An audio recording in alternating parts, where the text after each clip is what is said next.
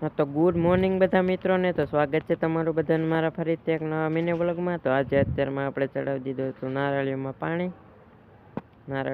વાળીએ છીએ અને 12:30 વાગ્યા હતા. પાણી પી ગયું છે, વાળતા હતા તે પાણી પી ગયું છે, નારળીમાં વાળતા હતા. 12:30 વાગી ગયા છે. તો ચાલો જઈએ ઘરે હવે.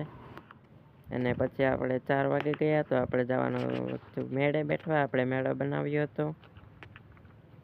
બનાવ્યો હતો અને મેળે આપણે આવી ગયા મિત્રો.